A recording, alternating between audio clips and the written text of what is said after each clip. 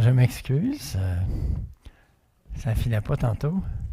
Là encore, priez pour moi pendant que je suis convaincu que Dieu veut que j'apporte ce message-là. Donc, j'y vais par la foi. J'ai des crampes. C'est bon. Tu avais la même chose à Granby, un peu. C'est différent, là, mais juste avant, ça ne marchait pas. Puis, le Seigneur a béni. Donc, je m'attends à ce qu'il fasse la même chose. Alors, pour ceux qui ne me connaissent pas, mon nom est Richard Roule. Puis, j'étais à Granby il y a 13 ans de ça. Et, non, plus que ça, 13 plus 18. Donc, 31 ans. Et c'est un plaisir pour moi de revisiter la région. Vraiment. Un réel plaisir. Et ce matin, on va regarder le chapitre 6 des livres des Actes, 1 à 7. On ne lira pas tout de suite. Maintenant, je cite beaucoup dans ce message-là un livre que j'ai lu de Daniel Anderson. C'est un frère des États-Unis qui est venu à plusieurs reprises au Québec. Puis il nous a enseigné sur la prière. Puis il vient d'écrire un livre, Une puissance renouvelée, transformez votre Église par la prière et le ministère de la parole. Donc pour ça, je choisis Acte 6. Je trouvais que ça reflétait tellement bien cette idée-là. Et donc, quand Jésus a commencé son ministère, il était assailli par les foules. Hein? Partout où il allait, il disait aux malades, ne parlez pas de moi. Puis il s'en allait, puis il annonçait. Donc, il restait les déserts. Hein? Il convoitait les déserts, il convoitait les montagnes. Il montait. Puis le jardin de Gethsémani, les périodes pour prier, comme la sœur a justement dit, des périodes d'être avec le Père. Et il a enseigné constamment sur la prière pendant tout son ministère, particulièrement dans l'Évangile de Luc, où il présente comment persévérer dans la prière. Il a repris ses disciples par rapport à la prière. Hein? Race incrédule et perverse. Il s'adresse à ces 9, parce que les 3 étaient montés sur la montagne. Quand il est revenu, race incrédule et perverse, jusqu'à quand serais-je avec vous? Jusqu'à quand vous supporterai-je? Des fois, il était exaspéré de voir qu'ils avaient de la difficulté à avoir la foi, à prier. Donc, il a vraiment enseigné beaucoup sur la prière. Et rendu au jardin de Gethsémani, il dit à ses 3 meilleurs, venez avec moi, j'ai besoin. J'ai des angoisses, j'ai des tristesses. Venez avec moi. J'ai besoin que vous m'accompagniez dans la prière. Mais les disciples étaient découragés. Parce que Jésus avait dit qu'ils mourraient. Ils ne comprenaient pas, ça ne rentrait pas dans leur théologie. Hein? C'était supposé être le Messie qui apporte. Puis là, ils ne comprenaient plus. Ils ne comprenaient pas la circonstance. Ils étaient abattus. Ils dorment. Ils trouvent meilleurs. C'est ça que la chair peut accomplir. La chair n'aime pas prier. L'esprit est bien disposé, mais la chair est faible. On a beau vouloir, mais si on obéit à la chair, on est pris. Mais voyez-vous, moi, ça m'encourage que Jésus, ça lui a pris tant de temps à former ses disciples dans la prière. Il y en a vu d'autres. Si tu as de la misère à prier, Jésus en a vu d'autres. Dieu peut faire de toi. Jésus peut faire de toi comme il a fait des 12. Les hommes et les femmes de prière. Comme les deux, nous avons aussi souvent de la difficulté à prier. Une énorme difficulté. Voici ce que dit M. Anderson. Nous sommes un groupe, parlant des pasteurs, des anciens, nous sommes un groupe distrait, en détresse, découragé et même diminué. La guerre pour notre concentration, pour notre productivité et notre épanouissement est implacable et produit un nombre tragique de victimes.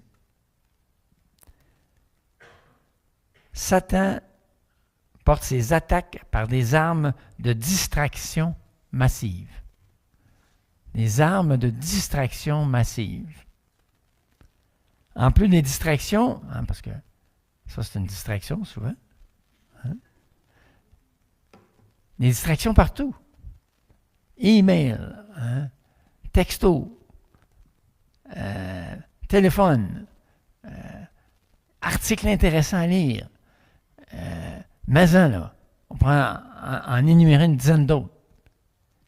Des attaques de distraction massives. Satan, il nous attaque par la distraction. Puis, M. Anderson dit, en plus des distractions, il y a le ministère. Élaborer le budget de l'Église, réunion des responsables, les visites, la relation d'aide, répondre aux courriels, les téléphones, la rédaction des rapports, puis la préparation des messages. Et on a un problème avec nos priorités. Très souvent. Le but du message, c'est de démontrer par acte 6 que lorsque nous plaçons les priorités divines selon l'appel divin de chacun, des priorités, l'œuvre de Dieu avance à pas de géant. C'est ce que Luc voulait démontrer dans Acte 1, 6, versets 1 à 7. On va le lire.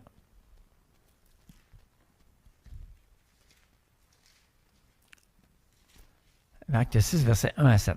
À cette époque-là, comme le nombre des disciples ne cessait d'augmenter, j'ai la Bible du Sommeur, je l'ai pris parce que il explique contextuellement la situation. Je reprends. À cette époque-là, comme le nombre des disciples ne cessait d'augmenter, des tensions surgirent entre les disciples juifs de culture grecque et ceux qui étaient nés en Israël. Les premiers se plaignaient de ce que leur veuve était défavorisée lors des distributions quotidiennes. Alors les 12 apôtres réunirent l'ensemble des disciples et leur dirent: il ne serait pas légitime que nous arrêtions de proclamer la parole de Dieu pour nous occuper des distributions. C'est pourquoi, frères, choisissez parmi vous 7 hommes, réputés dignes de confiance, remplis du Saint-Esprit et de sagesse. Nous les chargerons de ce travail. Cela nous permettra de nous consacrer à la prière et au service de l'enseignement. Cette proposition convint à tous les disciples. Ils élurent Étienne, un homme plein de foi et d'Esprit Saint, ainsi que Philippe, Procor, Nicanor, Timon, Parménas, Nicolas, un non-juif originaire d'Antioche, qui s'était converti au judaïsme. Ils les présentèrent aux apôtres qui prièrent pour eux et leur imposèrent les mains. La parole de Dieu se répandait toujours plus, le nombre des disciples s'accroissait beaucoup à Jérusalem et même de nombreux prêtres obéissaient à la foi. Il y a 3 choses que je veux sortir de ce passage. Premièrement, le danger de laisser les priorités de Dieu glisser subtilement. Deuxièmement, la raison de ce glissement est souvent parce qu'on veut bien faire. On cherche à bien faire. Et troisièmement, une sérieuse prise de conscience est nécessaire et un engagement public est souhaitable. OK. Le danger de laisser les priorités divines glisser subtilement. Pour ceux qui ont fait la géométrie, les rapporteurs d'angles, vous souvenez-vous? Hein? Puis là, il fallait que tu traces tel angle, OK? Ça, c'est 90 degrés, 91 degrés. Puis là, je tire la ligne. Mais là, tu sais, quand je monte, là, ça s'éloigne. Juste 1 degré, 2 degrés, encore pire. Mais c'est ça des fois avec les priorités. Dieu dit 90 degrés. Nous, on dit, 91, 92, 93. Et tranquillement, pas vite, on s'éloigne des priorités divines. Quel était le mandat de Jésus pour les 12 disciples? À quoi les avait-il appelés? Les 12, les apôtres. Comment? Pêcheurs d'hommes. Hein? Et on regarde les 4 évangiles, mais 3 des évangiles, puis les livres des Actes, laissez-moi lire. Matthieu 28, faites de toutes les nations des disciples. Hein? Enseignez-leur à observer tout ce que je vous ai prescrit. Donc, faire des disciples, les baptiser et les enseigner. À pratiquer. Dans Marc 16, c'est dit, allez par tout le monde, prêcher la bonne nouvelle à toute la création. Pensez-y un peu, là. Jésus est devant toi, là. OK? Tu vas prêcher la bonne nouvelle à toute la création. 12 hommes. Mission totalement impossible, humainement. Dans Luc, ça dit, la repentance et le pardon des péchés seraient prêchés en son nom à toutes les nations. À commencer par Jérusalem, vous êtes témoins de ces choses. Hein? Il avait vu Jésus ressusciter. Dans Acte 1:8, mais vous recevrez une puissance, le Saint-Esprit survenant sur vous. Vous serez des témoins. Jérusalem, Judée, Samarie, jusqu'aux extrémités de la terre. 3 fois, il revient. Le monde entier, les extrémités de la terre. Ça, c'était le mandat. OK? Donc, le rôle, témoigner de la résurrection, proclamer la repentance, le pardon, enseigner les disciples à observer tout ce que Jésus et d'aller atteindre jusqu'aux extrémités du monde. Au verset 1, dans le chapitre 6, tout va pour le mieux. Regardez ce qui est dit. À cette époque-là, comme le nombre des disciples ne cessait d'augmenter. Donc, verset 1, ça va bien. Dans ce temps-là, ça allait bien, puis là, il est arrivé quelque chose qui n'allait pas. Hein? C'est ça que le texte dit. Mais pourquoi que ça allait bien? Pourquoi que le nombre des disciples augmentait? Regardez, on a la réponse 2 versets avant. Tournez dans Acte 5, verset, 41. Les apôtres se retirèrent de devant le Sanhédrin. Le Sanhédrin dit, arrêtez de parler de l'Évangile, là. Il menaçait. Excusez-moi, je retrouve mes notes. Joyeux d'avoir été jugé digne de subir des outrages pour le nom de Jésus. C'est assez spécial, ça, hein? Et chaque jour, dans le temple, dans les maisons, il ne cessait d'enseigner et d'annoncer la bonne nouvelle de Jésus-Christ. Chapitre 6, verset 1, le nombre des disciples augmentant. Ils étaient en train d'accomplir la mission que Jésus leur avait donnée, n'est-ce pas? Ils annonçaient la bonne nouvelle, la parole, ils évangélisaient dans le temple, où ils se réunissaient chaque semaine, et dans les maisons, où ils se réunissaient régulièrement. Et les apôtres allaient dans l'église, allaient dans le temple, prêchaient la bonne nouvelle, enseignaient les disciples. Ils faisaient ce que Jésus leur avait demandé. OK? C'était extraordinaire. Puis arrive une belle occasion pour le diable. N'est-ce pas? Le rapporteur d'angle bouge d'1 degré, de 2 degrés, imperceptiblement. Les apôtres ont subtilement manqué en prenant un autre mandat que le leur. C'est ça qui est arrivé. Une des choses les plus difficiles dans le ministère, c'est un mot à 3 lettres. 3 lettres. Non. Dire non. Pourquoi? Parce que les besoins, bien ici, les besoins excédaient. Hein? Et ils n'ont pas dit non. Ils n'ont pas dit non. Nous, Dieu, Jésus nous appelle à proclamer la parole et à atteindre le monde entier. Oui, mais les gens ont faim. Hein? Il fallait qu'ils distribuent la nourriture. Il faut comprendre qu'il y avait du monde. Voyez-vous, c'est un piège. M. Philippe avait fait un sondage dans une église.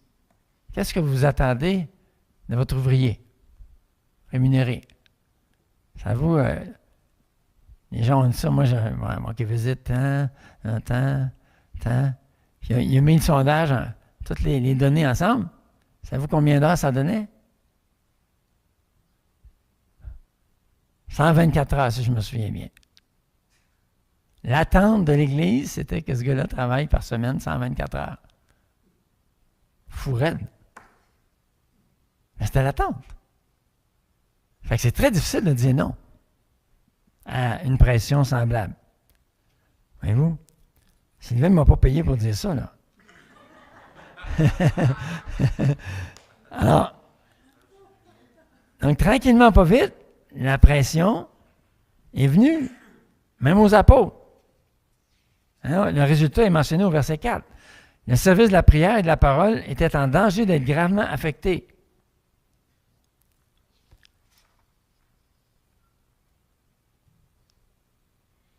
Voyez-vous, et les apôtres, il a fallu qu'ils apprennent une leçon. C'est si je suis en train de faire la volonté de Dieu, il va voir les résultats de Dieu. Donc, ils ont décidé, on va persévérer dans la prière et la parole, et ils ont mis les diacres. Et ensuite, le texte dans le chapitre 11, on voit qu'il y avait des anciens, ils ont nommé aussi des anciens à Jérusalem. Parce qu'au fur et à mesure que leur ministère s'agrandissait, prêchant en Samarie, etc., ils devaient, donc, il fallait quelqu'un pour s'occuper de l'Église de Jérusalem. Donc, ils ont nommé des anciens. Donc, ils ont compris qu'il fallait qu'ils mettent des diacres, et il fallait qu'ils mettent des anciens. Et de continuer le ministère d'implantation d'Église et d'évangélisation à travers le monde, comme Jésus leur avait mandaté. Une leçon tellement importante, tellement vitale. Je dois faire la volonté de Dieu et apprendre à dire non. Mais ils l'ont appris à la dure, hein?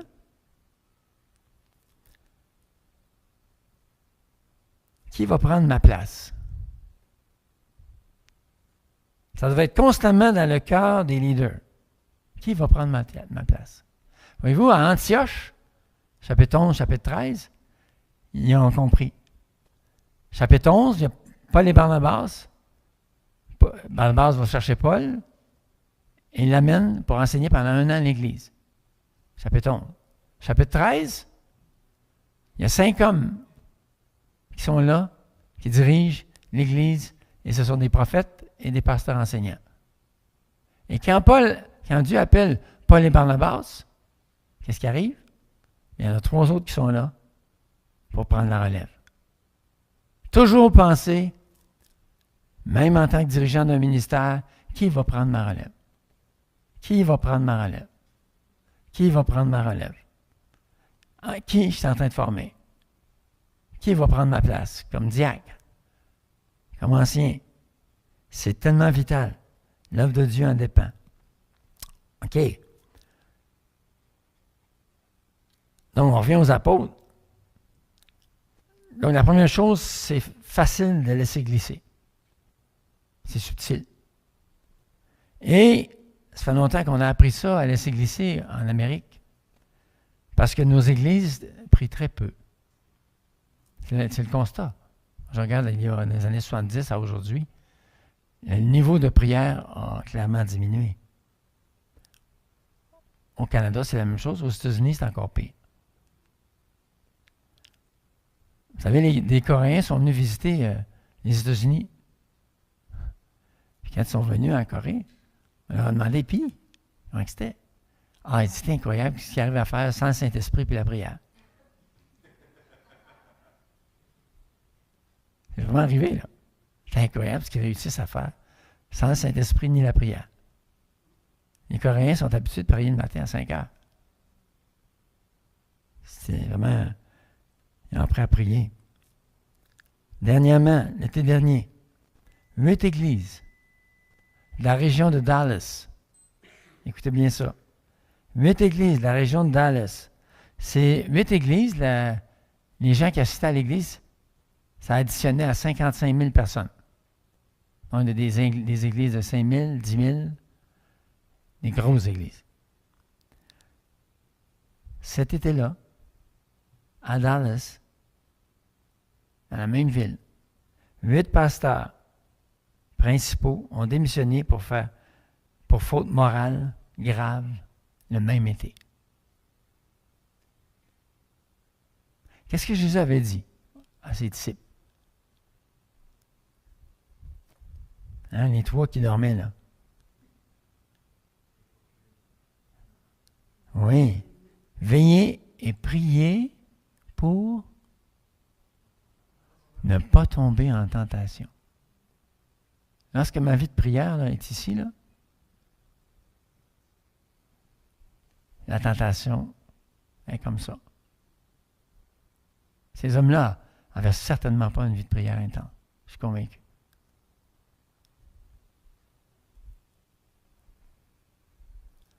Voyez-vous, ça peut glisser subtilement. C'est très facile de laisser les priorités bibliques glisser. Deuxièmement, la raison de ce changement est souvent parce qu'on veut faire bien. On veut bien faire, c'est-à-dire. On vient de voir à la suite du mandat que les disciples ont fait des disciples. Et là, ça a grandi rapidement. De 120 au début, ils sont passés à, 3000 âmes. Acte 2. Dans Acte 4, 5000 hommes. 3000 âmes, hommes et femmes, 5000 hommes. On est dans une église d'à peu près 10 000 personnes à Jérusalem. C'est énorme, là. Si je calcule les hommes avec les femmes, les enfants, les disciples, il y a du monde. La structure de l'Église venait de changer. Qu'est-ce qui se passe? Pourquoi le rapporteur d'angle a-t-il changé subtilement? Parce qu'on veut faire le bien. On veut bien faire. Il y avait en même temps la distribution du pain qui se faisait chaque jour à toute l'assemblée, là. Pas juste les veuves. C'était énorme. Le texte mentionne que les offrandes volontaires étaient déposées à quel endroit? Au pied des apôtres. C'était là l'erreur. Au pied des apôtres. Au pied des apôtres. Quand Barnabas est venu vendre son terrain puis déposer l'argent, il l'a mis au pied des apôtres. Quand Ananias et Saphira ont vendu leur propriété, le texte dit qu'ils l'ont déposé, la valeur de la propriété, ils l'ont déposé, c'est des milliers de dollars, là. C'est de l'argent. Et ça, il fallait changer ça en nourriture, acheter, et ensuite distribuer à 10 000 personnes. C'est pas juste les veuves, là. Les gens apportaient volontairement des offrandes, puis on distribuait, puis les personnes dans l'Église avaient des besoins. C'était volontaire. Rien n'était exigé. C'est ce que Pierre a dit à Ananias et Saphira. Donc, c'est là que les apôtres ont fait erreur. Envoyer ça à leurs pieds, puis là, eux autres, ils ont commencé à distribuer. Mais là, il fallait qu'ils prêchent la parole, puis qu'ils s'occupent de ça aussi, là. C'est trop lourd. Ils n'ont pas dit non. Et là, qu'est-ce qui est arrivé? Les hellénistes, donc les Juifs qui avaient grandi dans l'Empire romain, pas en Palestine, eux autres parlaient grec et leur langue natale. Puis tu avais les Juifs qui demeuraient en Palestine, qui parlaient l'araméen et le grec. OK? Et donc, quand ils sont venus à la fête de la Pentecôte, ils se sont convertis, ceux qui venaient de l'extérieur. Ils sont convertis, ils ont resté à Jérusalem. Donc, ça, c'était les Hellènes. Les autres, qui venaient de la Palestine. Et là, il y a des murmures qui ont commencé à circuler dans l'Église. Le texte dit des murmures. C'est quoi un murmure? Tu ne veux pas que l'autre entende. Hein? Des murmures. Vous remarquez? C'est juste les veuves grecques. Hélène. Il se passe quelque chose dans l'Église. Qu'est-ce qu'on peut soupçonner dans ce temps-là? Comment? Favoritisme, discrimination. Hey, c'était explosif l'affaire, là. Hein, c'est un peu comme quand tu distribuerais la nourriture aux fêtes de Noël. Puis, s'il y avait des immigrants dans l'Église, tu oublies tous les immigrants. Puis tu distribues juste aux Québécois de souche. C'est un peu pareil. Donc, quand j'ai prêché ce message-là à Coansville, j'ai parlé des Anglais et des Français. donc, c'est explosif, là. L'Église pouvait se scinder en deux à cause d'une mauvaise priorité.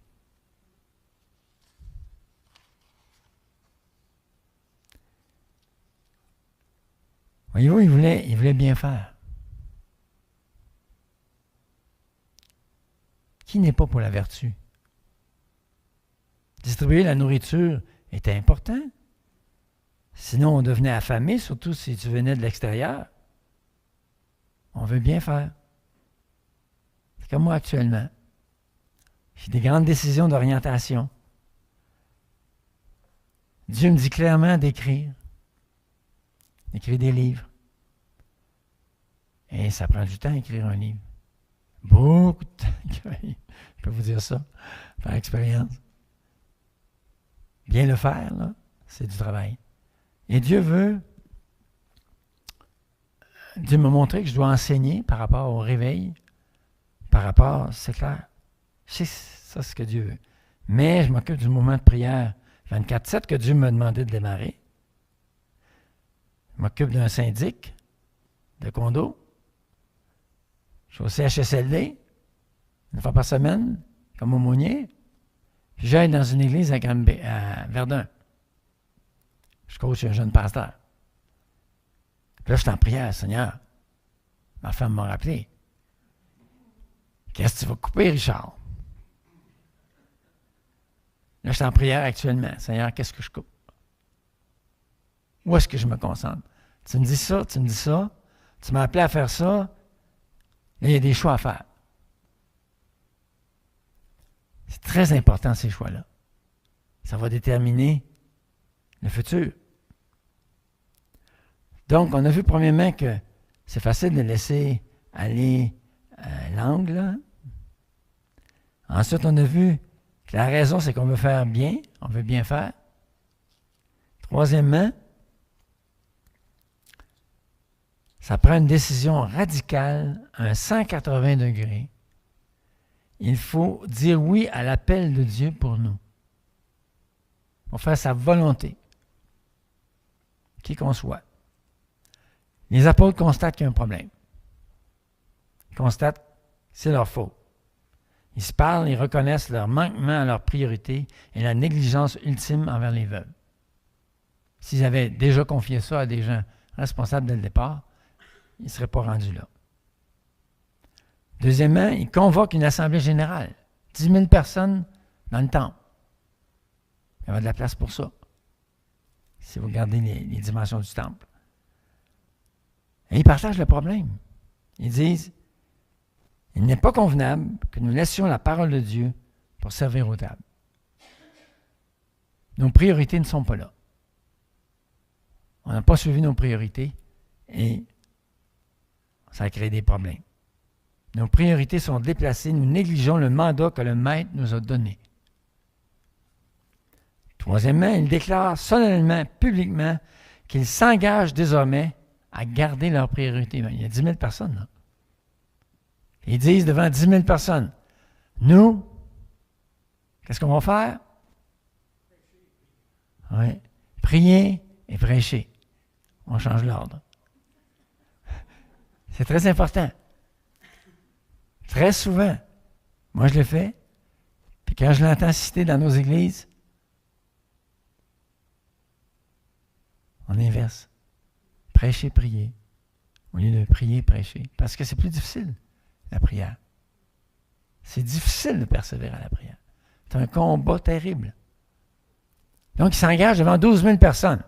Qu'est-ce qui arrive quand tu t'engages, pas devant 12 000, dans 10 000? Qu'est-ce que tu t'engages devant 10 000 personnes? Là, tu es là à l'église le dimanche suivant. Qu'est-ce qu'ils vont regarder? Oui. Est-ce qu'ils ont changé leur priorité? Quelque chose. Je m'engage. Je décide. C'est le mandat que Jésus m'a donné. Je vais obéir. Puis ensuite, on va revenir. C'est intéressant que la prière est placée en premier. Jésus, dans les mandats qu'il a donnés aux disciples, il n'a pas parlé de la prière.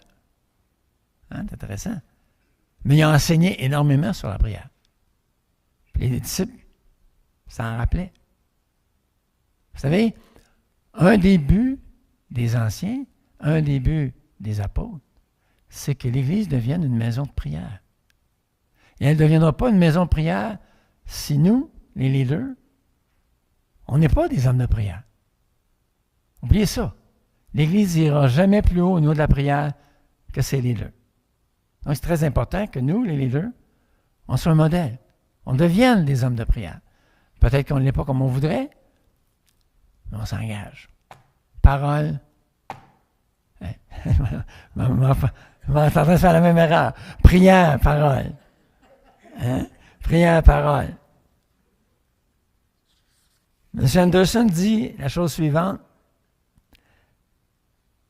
J'ai constaté que le niveau de prière d'un ministère ne dépassera jamais l'exemple personnel et la passion des leaders. Regardez les églises qui prient et vous allez trouver des pasteurs qui prient. Vous ne pouvez pas, il s'adresse aux leaders, vous ne pouvez déléguer cela à quelqu'un d'autre. Vous êtes responsable d'amener l'Église à être une maison de prière. Dieu parle aux anciens. L'Église doit devenir une maison de prière pour tous les peuples. Ça, c'est le plan de Dieu. Dieu dit, voici cette maison-là, ces gens-là, c'est des sacrificateurs. L'Église, là, c'est des sacrificateurs. Ils ont le privilège d'entrer dans la présence de Dieu et de présenter le parfum qui sont les prières des saints. Et donc, c'est de former des sacrificateurs à entrer dans leur fonction en étant nous-mêmes des modèles de sacrificateurs. Ça, c'est le plan de Dieu. D'amener l'Église à aimer la prière, à se réjouir dans la prière, à avoir Dieu agir dans la prière, parce que c'est communicatif, la prière. Quand Dieu commence à bouger, là, il y a un encouragement. Quand on commence à entendre « Hey, Dieu a exaucé telle prière », « Oh, wow! Dieu est capable de faire ça? » Ouais. Et là, il y a un encouragement. Et là, et l'inverse, c'est vrai. Hein? Si on prie en prière traditionnelle, des fois, c'est très plate. Et ça n'encourage pas l'intensité dans la prière. Par la prière, bien des choses changent. Et la louange, M. Anderson, il met un grand accent sur la louange dans son livre. Et j'apprends quelque chose à travers cela. Exemple, voici ce qu'il dit. Il n'y a pas de plus grande joie que de voir une église, une assemblée embrasée, hein, le feu est là, par la recherche du Seigneur, dans une prière nourrie par les Écritures. Hein, tu lis un texte et tu amènes l'Église dans la prière à travers ce texte-là. Conduit par l'Esprit. On prie par l'Esprit. Éphésiens 6 nous dit de prier par l'Esprit. Conduit par l'Esprit et fondé sur l'adoration. Et fondé sur l'adoration. Dans Éphésiens 5, 19, soyez au contraire remplis de l'Esprit. Qu'est-ce qu'il dit quand une Église est remplie de l'Esprit? Entretenez-vous. Parlez-vous les uns les autres. Je ne comprends pas qu'on n'enseigne pas ça plus que ça. Parlez-vous les uns les autres. Littéralement en grec. Quand vous chantez, là, parlez-vous. Hein? Et dans un groupe de prière à Verdun, j'essaie d'enseigner ça dans le petit groupe, on est 8. Puis, à un moment donné, on chante le chant, puis ça parle de se parler les uns les autres. Puis là, on chante à Dieu, puis on ne s'adresse pas aux autres. Non, qu'est-ce que le texte dit? Persévérer dans la prière. Persévérer dans... Je sais pas, là. Exemple. Mais, tu t'adresses à l'autre, là. Persévérer dans la prière. Donc, parlez-vous les uns les autres, le texte dit, par des psaumes, soyez remplis d'esprit, par des hymnes, par des cantiques spirituels, chantant et célébrant de tout votre cœur les louanges du Seigneur. Donc, voyez-vous, c'est une adoration où on s'exhorte les uns les autres, on se parle les uns les autres, de tout notre cœur au Seigneur, puis les uns les autres. C'est pas juste moi avec le Seigneur, là. C'est les uns les autres. On se parle quand on chante, quand on adore. Dans Éphésiens, même chose. Soyez au contraire, dans Colossiens, que la parole de Christ habite parmi vous, avec toute sa richesse, abondamment. Instruisez-vous et exhortez-vous les uns les autres. Comment? en toute sagesse, par des hymnes, par des cantiques spirituels, chantant à Dieu dans vos cœurs. Il y a ce mélange où on se parle l'un l'autre, il y a quelque chose qui se passe relationnellement pendant qu'on est en train d'adorer Dieu dans la louange, et on le fait de tout notre cœur au Seigneur. On est en feu. On met les braises ensemble, là, puis wow, c'est un beau feu qui monte vers le Seigneur. La louange est centrale. C'est très important. Et l'intercession aussi, évidemment. Les prières d'intercession font aussi bouger le doigt de Dieu. Par l'intercession pour tous les saints, Éphésiens 6 dit, on protège les chrétiens. Jésus dit à Pierre, j'ai prié pour toi. Satan va vous cribler. Puis Satan essaie de cribler les chrétiens. Le mauvais jour, dit Éphésiens 6. Et c'est pour ça qu'il faut prier pour tous les saints, particulièrement ceux qui vivent des combats. Parce qu'ils vont sortir épurés de là et ils vont avoir grandi. On a la prière pour les missionnaires. On leur communique la hardiesse, Paul dit. Priez qu'on soit rempli d'hardiesse quand on proclame l'Évangile. Selon Colossiens 4.3, Dieu ouvre une porte pour l'évangélisation. Dieu ouvre une porte. Et selon 1 Thessaloniciens 3.1, Dieu protège les implanteurs, les évangélistes, qui sont en danger quand on prie. Et selon Luc 10.2, on le connaît, Dieu envoie des ouvriers. C'est la volonté de Dieu. On prie avec foi. Une maison de prière. Et évidemment, les apôtres ont proposé la solution pour régler le problème. Nommer 7 diacres qui vont s'occuper de la distribution de la nourriture. Nous, on va persévérer dans la prière. Vous savez, selon Éphésiens 4, 11 et 12, les prophètes et les pasteurs enseignants sont là pour équiper les saints à faire l'œuvre du ministère. C'est un concept totalement étranger aux curés. C'est qui fait le ministère d'après Éphésiens 4, 10 et 11?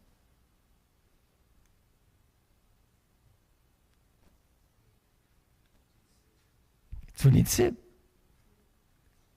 Les pasteurs enseignants, les prophètes, les évangélistes, les apôtres équipent les saints à faire l'œuvre du ministère. Donc, je ne sais pas si vous avez déjà regardé les courses d'automobile, Grand Prix. Hein? Puis là, il arrive au bloc où il faut qu'il fasse le plein. Qu'est-ce qui se passe? Il enlève les pneus, change l'huile, regarde tout ce qui, si ça fonctionne. Puis là, le gars, mais c'est ça que les pasteurs enseignants et les prophètes font. Ils s'assurent que les croyants connaissent leurs dons spirituels. Connais-tu tes dons spirituels? Mes frères, mes sœurs, on va avoir, excusez là, mais on va avoir honte devant le trône de Dieu quand il va nous demander des comptes à rendre de ce qu'on a fait avec nos dons spirituels. Ça n'a pas de bon sens.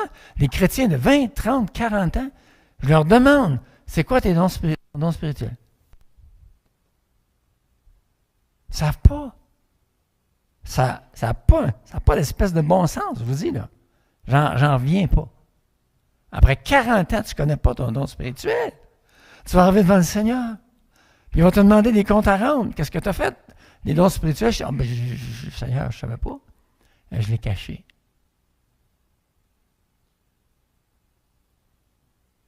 Vous vous souvenez ce que Jésus a répondu à celui qui avait pris l'argent et qui avait caché? Ma prière, c'est qu'il ne te réponde pas ça. Mais mon ami, mon frère, ma soeur, réveille. Fais quelque chose.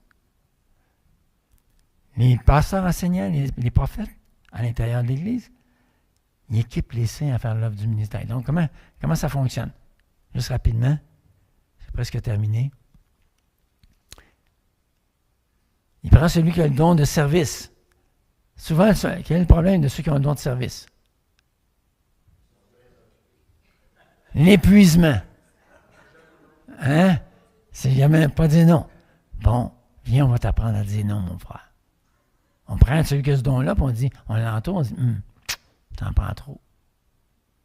Celui qui a le don de la foi. Quel est son danger? L'orgueil. Voyez comment Dieu répond à mes prières. J'ai vu ça à Gabi, il y avait une sœur, là. Elle avait la foi, c'est clair. Mais mon ami.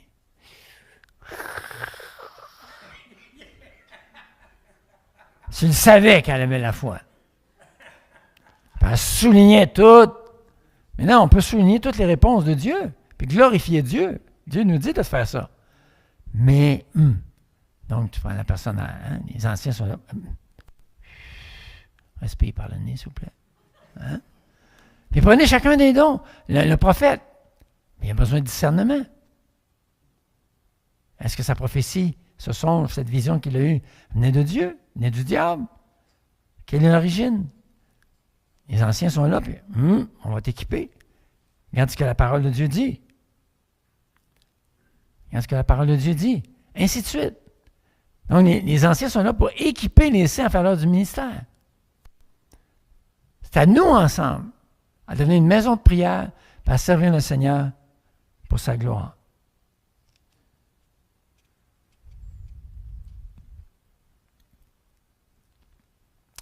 Vous savez, le livre que j'ai écrit, le premier, ça s'appelle L'évangéliste, crise d'identité, point d'interrogation.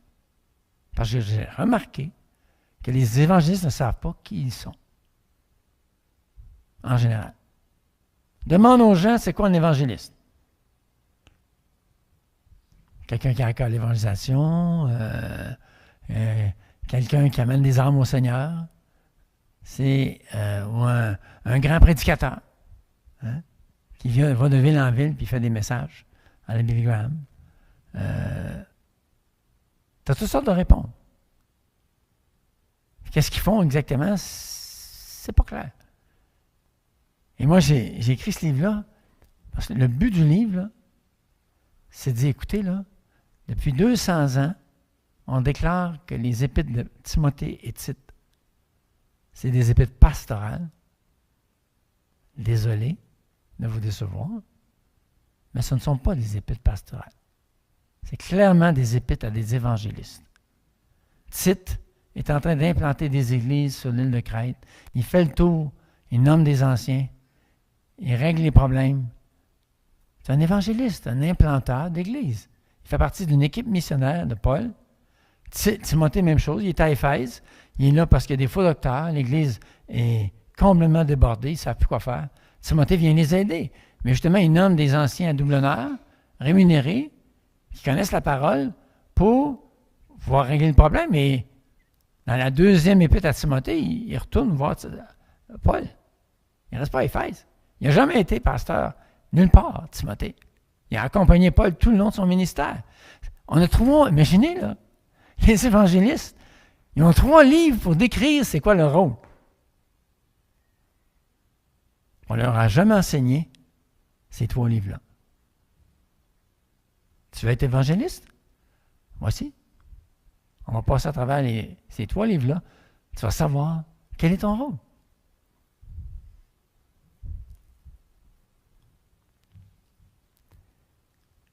Et j'aimerais nous exhorter.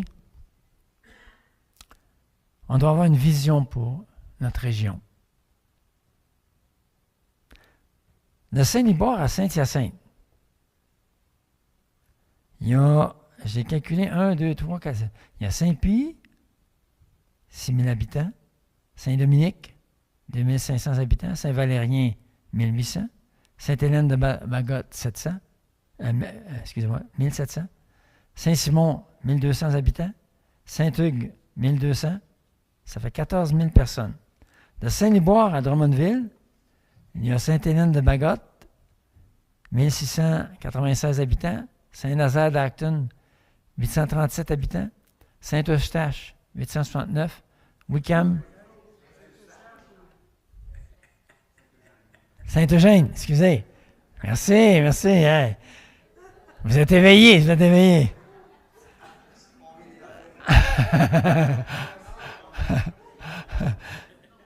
Wickham, 2642. Il ne faut pas que je fasse d'erreur. Hein? Donc, 14 000 plus 6 000, on est rendu à 20 444 personnes à 20 km en moyenne de Saint-Liboire. 20 km en moyenne de Saint-Liboire. Vous savez, vous avez une position centrale quand même. Vous savez, quand on a débuté l'Église à Saint-Liboire, savez-vous ce que l'association, le président de l'association m'avait dit? Oui. Voyons, Richard, 3 000 habitants. Aujourd'hui, il y a une église à Saint-Liboire, vous savez? Vous la connaissez? Le même raisonnement va avec les villages autour. Ah, Richard, come on. Ah ouais? Je pense que Dieu n'est pas capable de faire quelque chose avec ces villages-là. Moi, je pense que si, ça c'est le 3e livre que je vais écrire, il est écrit, mais il faut que je le finalise. Je pense que si on comprend que l'Église a 2 ailes, l'Église qui se réunit, si vous regardez le Nouveau Testament, à Jérusalem, tu avais la réunion dans le temple, tu avais la réunion dans les maisons, et je crois que je démontre dans le 3e livre que l'Église a la pensée de Dieu. Il y a l'Église qui se réunit tous ensemble, puis il y a en même temps des églises maisons un peu partout. Et quand on a démarré les 3 églises à partir de Granby, ça a tout démarré avec des églises maisons. Donc l'idée, c'est d'établir des églises maisons dans les villages. C'est d'amener l'Église où sont les gens. Et à travers ça, Dieu, qu'est-ce que Dieu va faire? On va se diriger par l'Esprit. Mais je pense qu'on a oublié. Et la persécution s'en vient, hein, vous le savez. Elle est devant nous autres. Et on ne pourrait peut-être plus se réunir dans des lieux publics. Où est-ce qu'on va se réunir? Qu'est-ce qu'on va faire à l'Église? Pas si on a une Église à 2 ailes. Ça ne sera aucun problème.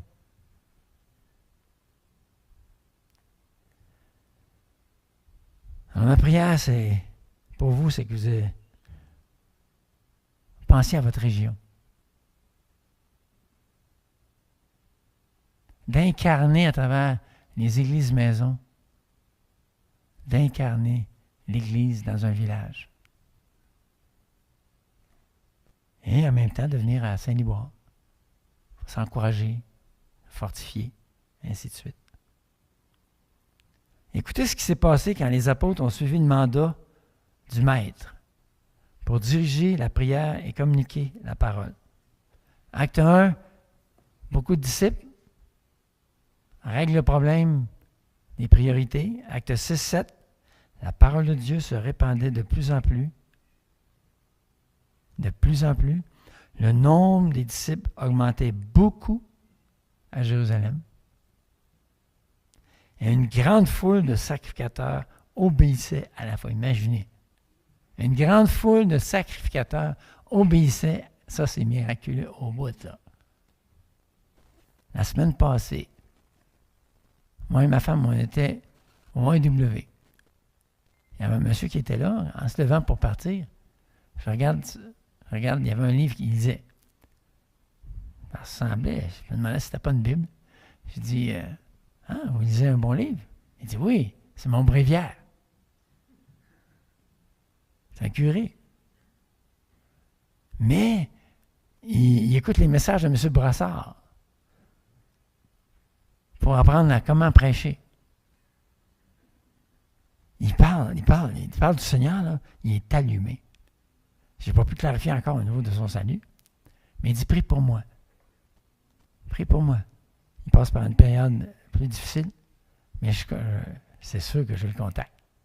J'attends un petit peu, je vais prier, puis ensuite, lui, comment ça va? Et je vais essayer de le rencontrer. Mais il est peut-être chrétien déjà. Il Quand je lui ai parlé du mouvement de prière 24/7, vous savez c'est quoi? C'est prière en rotation 24/7. Hey, il dit, on a fait la même chose dans la paroisse. Il dit, les gens, ils ont une clé avec un numéro, puis tous ceux qui veulent venir prier, nuit et jour, le bâtiment est ouvert pour que les gens viennent prier. Frères et sœurs, Dieu est en train de faire le réveil sous nos yeux. La jeune génération est en train d'entrer dans les églises. Nous, un petit jeune de 14 ans qui est rentré il y a 3-4 semaines. Puis, il était là au milieu. On a parlé avec. Qui t'a invité? Personne. Je cherche Dieu. C'est ça que ça voulait dire. Puis, il est là depuis. Puis, il a commencé à témoigner à ses amis. Puis, les églises, une après l'autre, ils nous racontent des histoires comme ça. Même le prêtre m'a dit, oui, il y a des jeunes qui commencent à venir.